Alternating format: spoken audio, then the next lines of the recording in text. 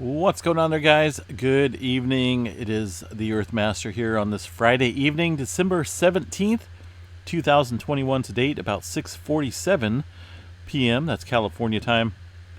Latest quake out there, a 4.8 earthquake in the Indonesia area, roughly around that same region where we've seen that 7.3 earthquake strike within the last week. Kind of watching some activity show up on the seismograph station there in Barrett, which is Southern California. We are seeing a little bit of swarming activity ramp up in the Gulf of California once again. You can see activity really ramping up along this section of the North American Pacific Plate boundary, all the way from Southern California down through the Gulf of California area. This one right here, I believe, was from last night, the 4.4, but this area has seen quite a bit of uptick in earthquake activity throughout the day today. And, of course, I've seen another one coming into the live seismographs there. So we'll see if it picks it up here once the USGS measures the magnitude there. But looking at the activity ramping up here in Southern Cal, it is mostly on the Pacific side of the plate boundary. Quite a few earthquakes kicking up here on this section, right around and just off the San Andreas fault system, which is this red line. Seen a swarm of activity really kick up around the San Jacinto fault area and southward. Some movement over here around the Elsinore fault with a 1.3, and of course you see some activity just right smack dab on the border of where's this at here? Right on the Mexico border. I'm not for sure which fault system this is down here. It looks like it's just off the Elsinore fault. San Andreas fault kind of sits up here, the Imperial fault and Brawley seismic zone to the east. And then that line of activity kind of works its way down the eastern side of Baja California. Most of this 3.0 and above. I'm sure there's some further activity here within this region, but of course USGS probably not picking up on the microquake activity outside of the U.S., but definitely watching this region pretty closely there. It's kind of a hot spot of movement today. Up around the Ridgecrest area as well, seeing some further activity in the microquake department. Got some activity as well in the Tonopah region of Nevada with a recent 2.4 earthquake right around that region at 7.8 kilometers below the surface. Northern California, really actually not a whole lot going on at the moment here. Seen a swarm of microquakes pick up around the Pyramid Lake in Nevada, northern Nevada region, just outside of Reno. Looks like a couple small microquakes at some variable depths here, 2 to 9 kilometers below the surface there.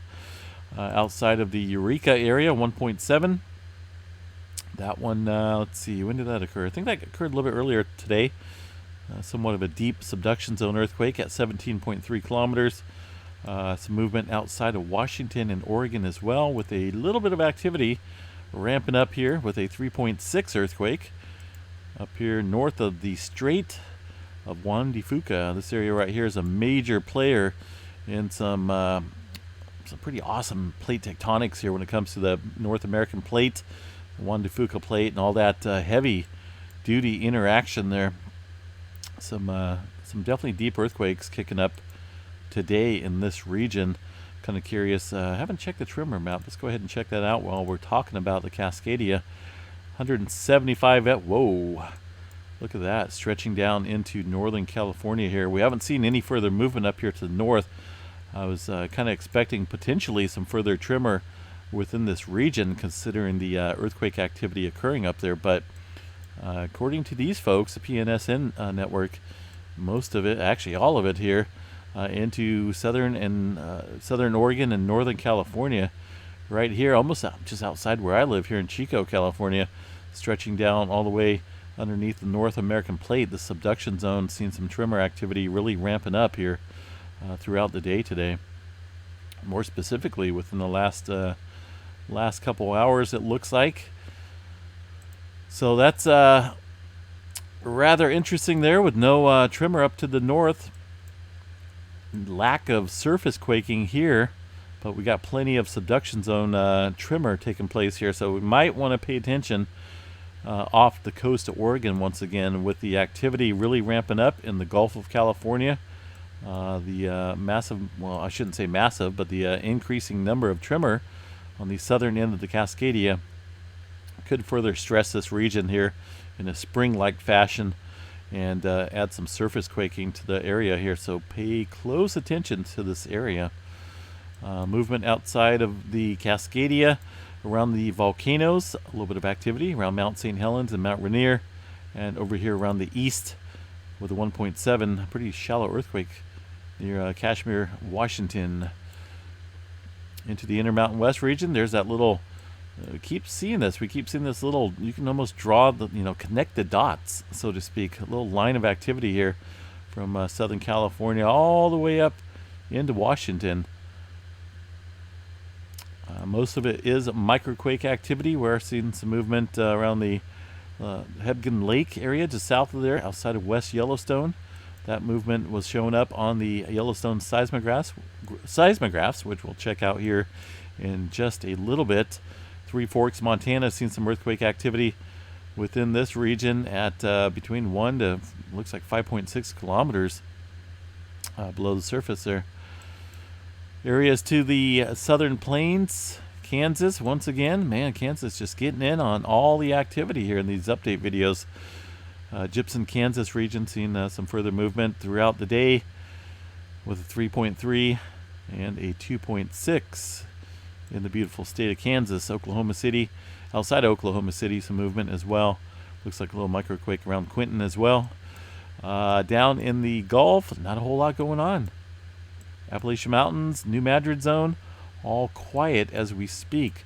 I do want to go back over here to this movement here outside the Vancouver Island region. There's a tremor once again. See if the Earthquakes Canada website is functioning, which is, oh man, I'm not for sure what's going on with this. Maybe it's an error on my side, but the land is missing. But then again, it looks like these guys are having some slow server issues because it's kind of just buffering here on my end, and that's it's not my fault. It's just whoever runs the Earthquake Canada site. But anyway, this is kind of an overview here of the west coast. You got the ocean over here, Juan de Fuca, Gorda Explorer Plate up here, North American Pacific Plate. There's some activity that was being picked up here. Looks like the this is kind of right outside the Vancouver region. If we look on this map here, it is picking up the activity. Also some further activity here off the coast of Oregon along the Blanco fracture zone. This 4.6 occurred, looks like on the 11th. Okay, so that's some somewhat older earthquake activity. The most recent quake is this one right here into the BC area with that 3.5. I believe that is the earthquake we've seen, right? Well, the USGS showing a 3.6, 17.3 kilometers.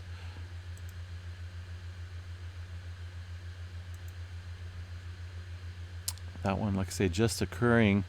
Other than that, looks like maybe there may have been two earthquakes there. A little swarm of movement. 3.5. And let's get rid of that. 1.4. Because where I seen one right behind it. I don't know. These guys are sometimes pretty accurate when it comes to us at 3.8.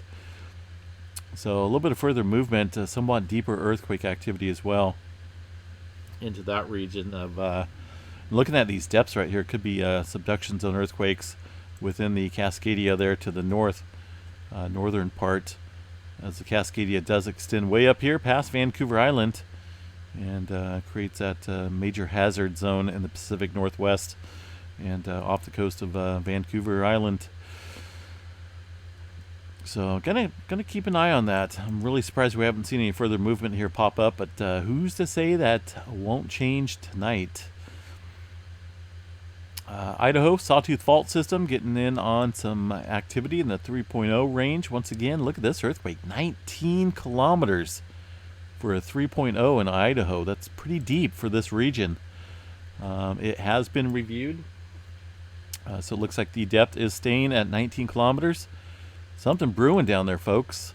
Something big brewing underneath the North American plate, the western part of the plate. We've seen a lot of activity stretch out here throughout the last couple weeks. This is 2.5 and above. We need to show the all micro, or at least the microquakes here, to get a bigger picture and swath of all the activity kind of crunching up here against the Yellowstone and the western Montana area. Of course, a lot of mountains there formed throughout the many years of plate dynamics and uplift, but sure seems to be ramping up recently. And today you can see all that activity kind of stretching up there into Montana all the way down to Southern California. It almost seems like the Garlock fault structure is kind of where it ends. This little area right here down here kind of scares me a little bit. I think there's a little bit of a you got to think about these two major plates here. You got the North American plate, Pacific plate, right? And this shear fault system here, kind of like a little stick that's in the wood. Say if you're cutting up some board with a any type of saw, you kind of want to get a smooth cut in between the wood, right? Occasionally you'll hit those little eye. I like to call them little wood eyes in there. They're kind of an odd spot in the wood, and it kind of throws off the saw and creates an uneven cut. To me, I think this area right here is a little bit more dangerous zone than what people are thinking. I know there is potential for some larger quakes on here, but it's been very quiet recently. But I think with all this activity ramping up here, it's a zone to watch pretty closely, this Garlock fault structure, which kind of runs opposite of normal northwest to southeast fault systems, right? Or north to south here. This kind of runs west to east, east to west. I think this plays a major part here in the near future for a potential large earthquake. Right now it's pretty quiet, but if you think of the whole dynamics, what kind of stress is this plate system on here, or this plate fault system, what kind of stress is it under? I'm thinking a lot more than what people are kind of leading on about it, as far as like the geologists go. They don't really, I think they're kind of downplaying some stuff there on this fault zone. It's pretty lengthy fault, and it's just odd. It's a shear type fault, and it's got a lot of potential there, I believe. All right, moving on, folks. I don't want to cover too much on that. Just kind of pointing out that activity there. Just kind of weird how it ends there right at the Garlock fault structure, at least to the north. What else down here around the Honduras area? The 4.9 earthquake. I believe this is an aftershock sequence from the earthquake back in 2020. I believe it's this one right here, 6.1, north of the Honduras area, in the Gulf of Honduras, right around where that 4.9 struck earlier today, right smack dab on that trench. Of course, earthquakes aftershock sequences can occur many years later. This one occurred 6.1, occurred back in 2020 there of April. See this whole region here get some rather large earthquakes. Looks like some upper sevens kicking off here last year as well, just outside of Jamaica. I remember that earthquake. So kind of watching that region there, but I believe that's an aftershock activity. Earthquake occurring over the last 24 hours there. Just kind of in an odd spot. You just don't see too many earthquakes there. And Puerto Rico, what do we got? Things calming down. Not a whole lot of movement. Some deeper earthquakes to the north of Puerto Rico, including a 3.6 at 31 kilometers. South America, the odd spot right now. Not a whole lot going on. Very quiet in the South America region. Looks like the South Sandwich Islands. Some further deep movement into the trench. 96 kilometers for a 4.7. Some deep activity kicking up there. We have been watching, I think we had a 6.0, right? 6.0 within the last week. South, though, much further south and outside of the trench region. I think overall this generally shows a significant amount of movement and pressure within this entire trench area. So I don't think this area is done with the larger earthquakes by far. What else we got here? Let's zip around and check out the swarm of movement around the Fiji Islands area. Check out this 5.7 that occurred earlier. 557 kilometers. Some magical numbers there. 5.7, 5.7. A lot of 5s and 7s there. What else? A little bit of shallow earthquake around the Tonga Trench, including some movement down here. This one's deep. This one up here, not so much, but some movement down into the Kermadec Trench nonetheless at 179 kilometers for 4.6 earthquake. Outside of Papua New Guinea, 4.6, somewhat deeper activity there. And this 4.8 that occurred around Indonesia. Of course, that's that zone of the 7.3 that struck within the last week. Japan has gone quiet once again around the Philippine plate. Only a couple small earthquakes within the last 24 hours within that region. The Aleutian Trench up here. Some activity occurring, it looks like, around the Davidoff volcano again. A couple 2s, including a 4.4. Regionally, things kind of calming down up here to the north, really picking up in the southern part here. So just kind of watching this whole region over there along the west coast, around India. What else we had? We actually had a 4.0 near Nepal earlier today. Looks like a little bit ago. 68 kilometers for that earthquake. Also some activity around Greece and the Turkey region. Check out the movement around the Yellowstone. You can see that activity kicking up here. Let's bring back the USGS map while we're at it. And look at the movement that is showing up on the Yellowstone seismographs, I believe. Let's see here what we got. I can't say fully that the USGS has issued every earthquake that has occurred on these seismographs here. You can see them pretty clear as day on the northwest corner of Yellowstone Park. Supervolcano, of course, around the Maple Creek area. There's a good handful of earthquakes here. Looks like, I would say, maybe at least 10 or 15, looking from this graph here, including all these little spikes and the obvious localized earthquake activity. But the USGS only showing 2 earthquakes, which is not the correct amount. Looks like a 1.5 is the largest they have in this little quake activity here outside of West Yellowstone. But hopefully these guys get on the up and go and make sure they get these earthquakes accounted for, because there's definitely some activity kicking up that is noteworthy, and they just kind of put it on the back burner, I guess, right? 'Tis the season. Let's see. We checked out the tremor activity, and there is continued threats on the solar flare, potential solar flare that's coming, with the sunspot activity ramping up. Sunspots, all these right here, kind of heading towards the Earth, or at least facing the Earth in a line. Waiting for these things to really start crackling. Right now there's only a 90% chance of a C flare, 25% chance of an M flare, and X flare still stands at 5%. As far as the last significant flare, still sits at a 1.2 in M flare. As far as the latest information goes, from these guys here, number of low-level C flares were detected around these obvious sunspot regions over the day. I'm just kind of surprised these things aren't really popping up. Everything looks pretty quiet on the 3-day geomagnetic forecast, with only a 20% chance of some storming aurora possibilities at the higher latitudes over the next couple days. But kind of watching it. Don't let this activity fool you.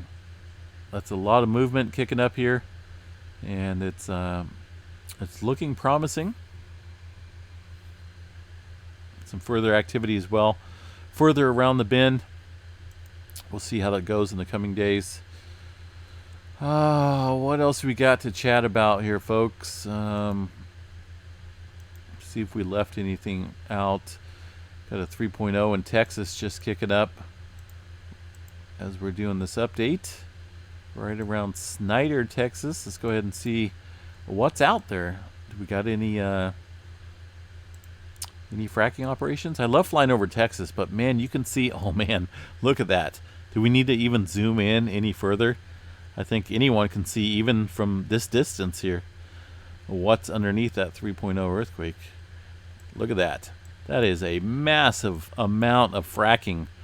Holy smokes.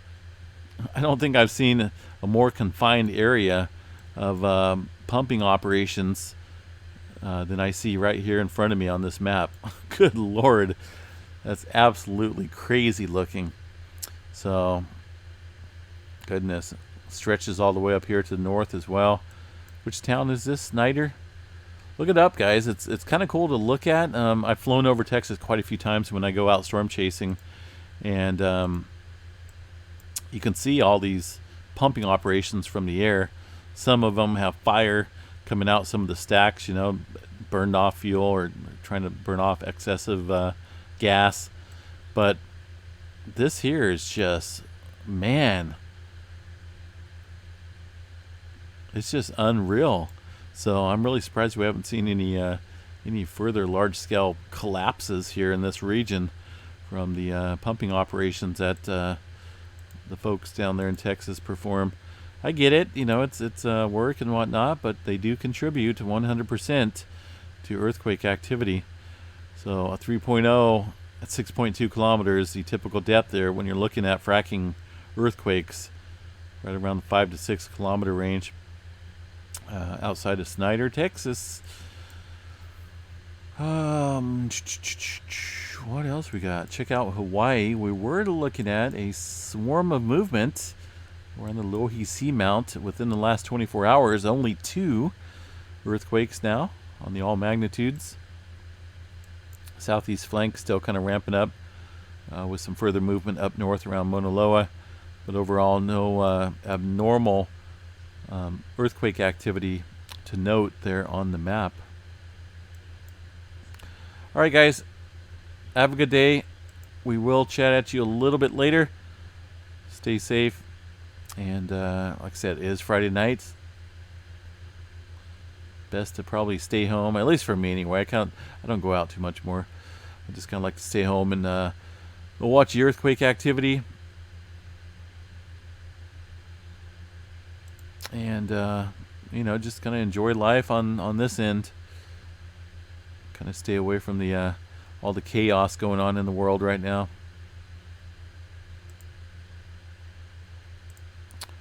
Let's see here where the Barrett station went to. Doesn't look like that was a big earthquake that occurred down there in Southern Cal, or at least that was being picked up on the seismograph in Southern Cal. So all good for now. Live stream is up and running, folks. I did make a minor adjustment on the accessibility when it comes to live stream chat. Live stream chat on the stream is still open, obviously, but to subscribers. So if you guys are wondering, say if you're not subscribed to the channel and you don't see chat or you can't participate in chat, we've had a lot of spam bots into the channel and into the chat room recently, and it's getting a little bit of overwhelming trying to keep up with them. But I give a big thanks out to the moderators for helping keep up. But we had to make a little adjustment there on the chat. If you enjoy chatting or if you enjoy watching chat, make sure you subscribe. It's not that big of a deal. The reason why I enabled that feature on the channel is to keep the spam bots off. It's much cleaner. It's much smoother in chat without having the massive amount of bots that sometimes get sent in by who knows who's sending them into my channel. It could be anybody, but it's a way to keep them out by enabling that feature. So make sure you subscribe to the channel. Enjoy the chat. A lot of folks in here pretty friendly, except for the spam bots. which are not welcome on the channel, obviously. Have a good night, guys. We will chat you a little bit later. Peace out.